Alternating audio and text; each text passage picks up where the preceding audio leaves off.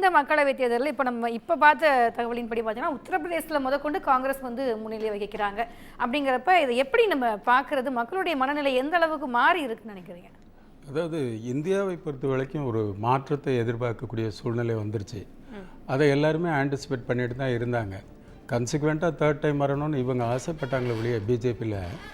ஆனால் இந்தியாவுடைய சூழ்நிலை கம்ப்ளீட்டாக அரசியல் சூழ்நிலைகள் மாறி தான் இருந்தது. அந்த மாற்றத்தை பிரதிபலிக்கிற மாதிரி தான் இப்போ ஒவ்வொரு மாநிலங்கள்லேயும் வருது. இப்போ உங்களுக்கு வேணால் எதிர்பார்க்காத ஒரு சூழ்நிலைங்கிற மாதிரி நீங்கள் சொல்லலாம். ஆனால் காங்கிரஸ் கட்சிக்காரர்களை கேட்டிங்கன்னா இதை தாங்க நாங்கள் எதிர்பார்த்தோம், இதுக்கு தான் காத்திருக்கோம்னு சொல்லுவாங்க. அந்த கூட்டணியை சேர்ந்தவர்கள் சொல்லுவாங்க. இப்போ என்னை போல் ஒரு மாநில கட்சி அதிமுக போன்ற கட்சியுடைய ஆதரவாளருங்கிற முறையில் எங்களுக்கெல்லாம் ஒரு மாற்றம் வர வேண்டும் அப்படிங்கிறது எண்ணம் இருக்குது. அந்த மாற்றத்தினால தமிழக அளவில் எங்களுக்கு எங்களுடைய வாக்கு வங்கி என்ன என்கிறத தெரிஞ்சுக்கிறது தான் இந்த தேர்தலில் எங்களுடைய எண்ணமாக இருக்குது. அதனால் இந்த மாற்றங்கள் நடப்பது இந்தியாவிற்கு நல்லதுன்னு தான் எனக்கு தோணுது. ஓகே சார், நீங்கள் சொல்லிவிடுங்க சார். இது இந்த அளவுக்கு இது எதிர்பார்த்ததா இருக்குது? அதாவது கருத்து கணிப்புகள் அல்ல, அது மோடியுடைய ஆதரவு திணிப்புகள் என்பது தான் எங்களுடைய நிலைப்பாடாக இருந்தது. கடந்த 3 நாட்களாக உத்தரப்பிரதேசத்தில் இந்த நிலை வரும்னு சொல்லி நாங்களாம் எதிர்பார்த்தோம். ஆனால் 60 இடங்களுக்கு குறையாமல் காங்கிரஸ் சமாஜ்வாதி கட்சி வர வேண்டும், வரணும்னு சொல்லி நாங்கள் எதிர்பார்த்துக்கிட்டு இருக்கிறோம். அது 60 தொட்டுடும். இப்போது கூட பாஜக முன்னிலையில் இருப்பதாக சொல்லப்படக்கூடிய தொகுதிகளில் ஏறத்தாழ 96 தொகுதிகளில் 1000 வாக்குகளில் தான் லீடிங்கில் இருக்கிறாங்க. 96 தொகுதிகளில். இன்னும் 1 மணி நேரத்துக்கு அப்புறம் நிலைமைகள் மாறலாம்.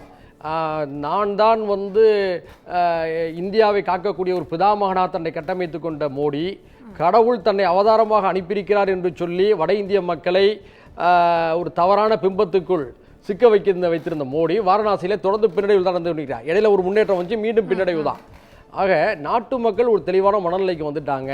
பல மாநில கட்சிகள், அது இந்தியா கூட்டணியில் இல்லாவிட்டாலும் அதிமுக போன்ற கட்சிகள் அங்கு மோடி அகற்றப்படும் என்ற மனநிலையில் சந்தோஷமாக அந்த முடிவுகளை வரவேற்றுக்கிட்டு இருக்காங்க. ஒரு உறுதியான ஒரு முடிவை 3 மணிலேருந்து 4 மணிக்குள்ள நம்ம பெறலாம். ஆனால் இப்போ தொடர்ந்து இந்தியா கூட்டணியுடைய எண்ணிக்கையில் ஏறிக்கொண்டே இருக்கு பாருங்க.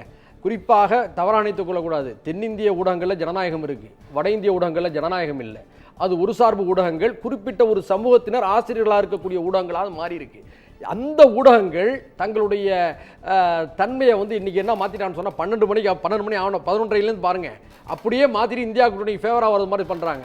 தேர்தல் ஆணையர்கள் என்ன சொல்கிறாங்க, 10 மணி வரையும் வேறு மணியில் இருந்தவங்க 10:15 என்ன அறிவிக்கிறாங்க, எதிர்க்கட்சி முகவர்கள் திருப்தி அடையக்கூடிய அளவுக்கு வாக்கு எண்ணிக்கையை சரியாக வர வேண்டும் என்ற அளவிற்கு அதிகாரிகள் கவனம் செலுத்த வேண்டுங்கிறாங்க. அப்போ நிலைமை மாறிக்கிட்டு இருக்கு.